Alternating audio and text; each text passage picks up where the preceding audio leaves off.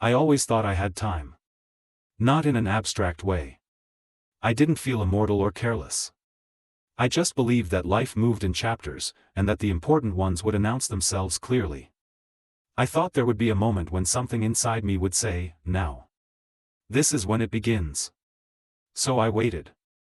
I didn't waste my life recklessly. I didn't destroy anything. I showed up, did what was expected of me, and made choices that felt reasonable. I avoided disasters. I avoided embarrassment. I avoided risks that didn't come with guarantees. From the outside, it looked like patience. Inside, it was hesitation dressed up as maturity. I told myself that people who rush into things regret them later. That caution is wisdom. That it's better to wait until you're sure of yourself, sure of the outcome, sure that you won't look back and feel foolish. I didn't realize that certainty never arrives on its own. At first, waiting felt temporary. Like standing in a hallway between rooms. I assumed I would step forward eventually. I just needed more clarity, more stability, more confidence. I believed those things would accumulate naturally if I stayed where I was long enough. Days passed. Then months. Then years. Nothing collapsed. That's what made it easy to ignore. My life didn't demand urgency. It functioned quietly. I paid my bills. I kept routines. I answered messages. I moved through days that didn't hurt enough to push me and didn't excite me enough to pull me. I lived in the middle. I remember the first time I noticed how quiet my life had become. Not peaceful, quiet. The kind of quiet where nothing presses against you, nothing asks for your full attention. I could go through entire days without feeling truly present in any of them. That scared me, briefly. Then I told myself it was normal. I told myself adulthood feels like this. That intensity fades. That you're not supposed to feel alive all the time. I convinced myself that longing was something you outgrow once you learn how the world actually works. So I stopped listening to it. Whenever I felt the urge to change something, to move, to leave, to begin, I postponed it. Just not now. Just until things were clearer. Just until I felt ready. Later it became my answer to everything that mattered. People around me didn't question it. Why would they? I looked stable. Calm. Responsible. I wasn't visibly unhappy. I didn't complain. I didn't ask for help. I learned how to keep my uncertainty private. They assumed I knew what I was doing. I let them believe that. Inside, something was slowly disengaging. Not breaking, disengaging. Like a part of me that had realized it wasn't needed anymore. My life didn't require passion to continue. It required maintenance. So I maintained. Weeks blurred together. When I looked back, time felt compressed, as if entire stretches of my life had passed without leaving fingerprints. I could tell you what I had done, but not what I had felt. Feeling had become optional. At night, when distractions faded, I felt it more clearly. A dull pressure in my chest, not anxiety, not sadness, just the awareness that I was living on the surface of my own life. Watching it instead of inhabiting it. I asked myself questions I didn't want to answer. What am I waiting for? How long have I been saying, not yet? The answers were uncomfortable, so I softened them.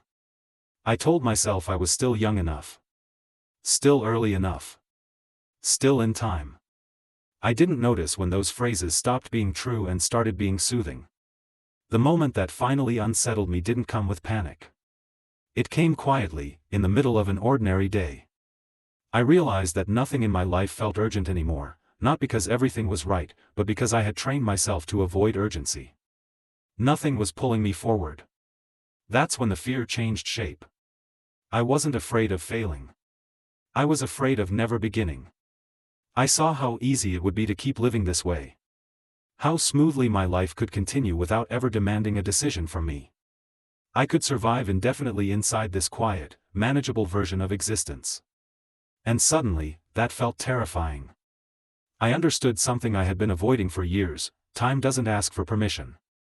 It doesn't wait for readiness. It moves, whether you step into it or not. I hadn't ruined my life. I hadn't lost it in one mistake. I had been slowly handing it over to waiting. And for the first time, I wondered what would happen if I reached the end of my life and realized that nothing dramatic had gone wrong. I had just never stepped fully into it. That thought stayed with me. Not loudly. Persistently. Like a question that refused to be postponed. Once that thought settled in, what if nothing ever goes wrong, and I still never live? The quiet around me changed. It stopped feeling neutral. It started feeling heavy, like a room where the air has slowly run out. I began to notice how deeply waiting had shaped me.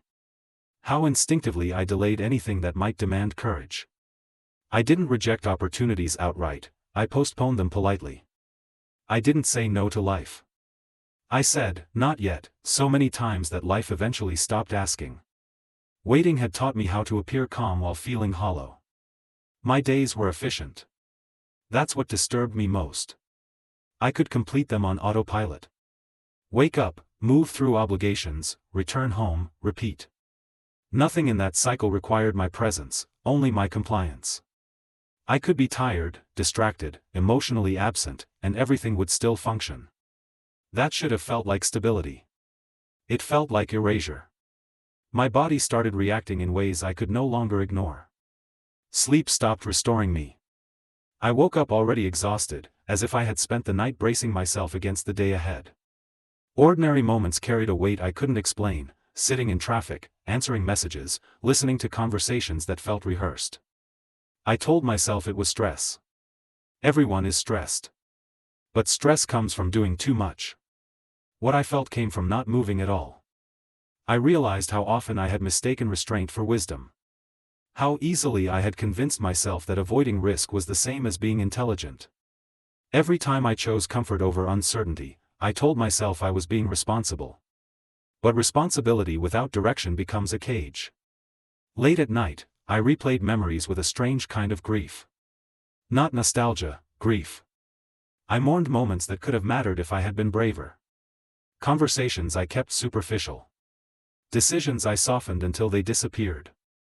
Versions of myself that never had the chance to exist because I was waiting to feel ready. I had believed that waiting preserved possibility. Now I could see it was slowly killing it. The moral dilemma became unavoidable. If I continued waiting, nothing catastrophic would happen. That was the promise of delay. I would remain intact, respected, functional. I would grow older inside a life that made sense on paper. If I stopped waiting, if I acted without certainty, I would have to face consequences I could no longer blame on timing. I would risk regret of a different kind. I would have to confront the possibility that I had waited too long, that some doors were already closed. That possibility terrified me. Some nights, the idea of disappearing crossed my mind. Not dying, disappearing. Leaving the life that had formed around my hesitation. Starting somewhere I wasn't already defined by delay and caution. The thought scared me. It also made my chest feel lighter.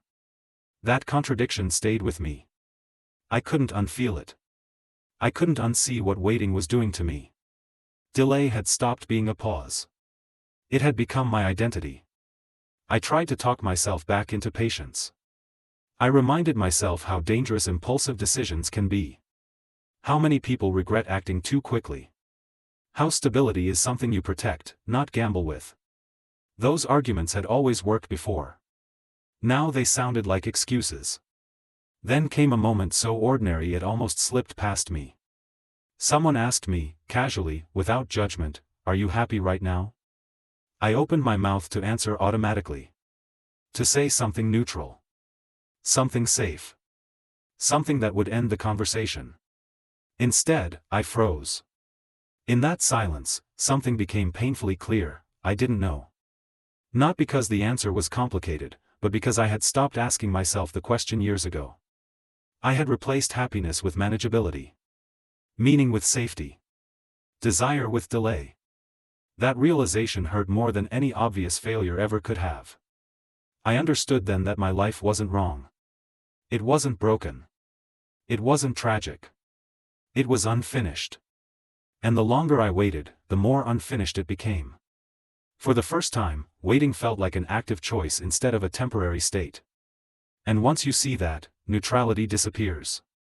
Every day you postpone becomes a decision to keep living a smaller version of your life. I didn't know yet what I would do. But I knew this: if I kept waiting for the right moment, I would eventually wake up in a life where no moment required courage anymore, because I had trained myself to avoid it completely. And that felt more frightening than acting ever could. I didn't step forward because I suddenly felt brave.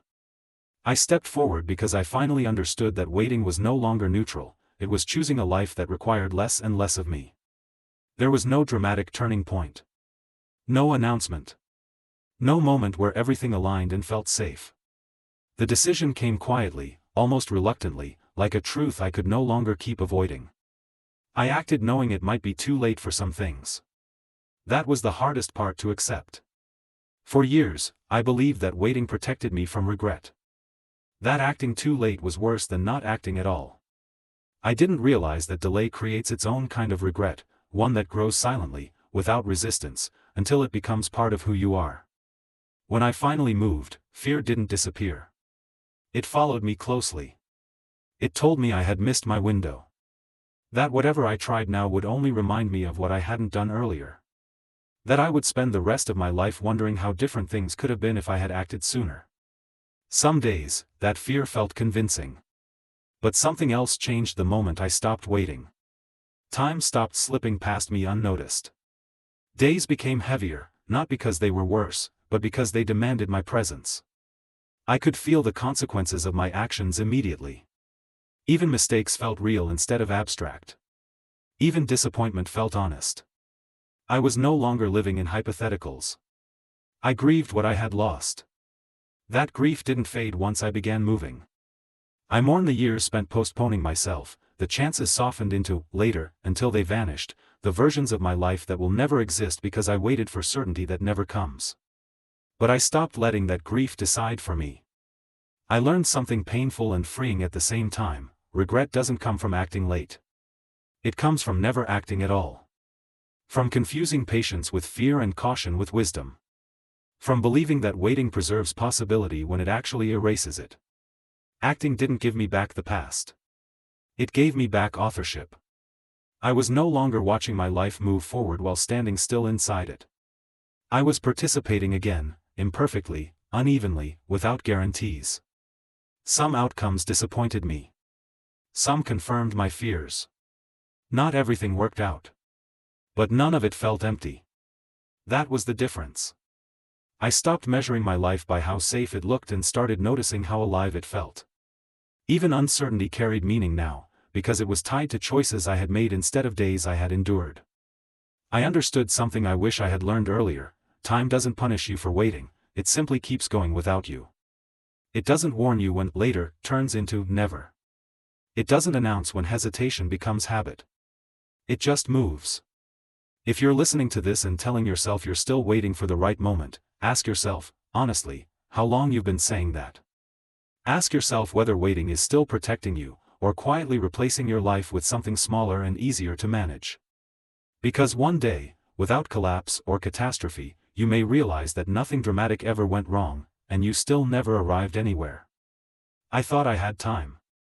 I thought readiness would come first. What finally came was understanding. Waiting didn't ruin my life. But it almost erased it. And the moment I stopped waiting, my life didn't become easy, it became mine. That was worth everything I thought I was protecting.